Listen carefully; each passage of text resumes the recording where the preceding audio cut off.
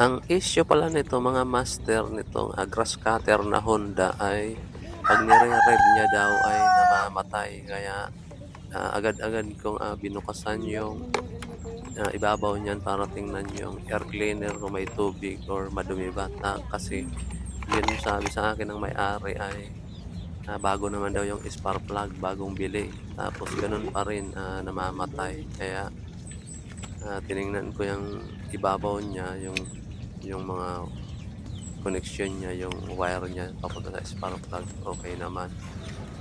Tapos dito naman sa may gilid, 'yan, buksan ko yung itong air cleaner niya, ayan.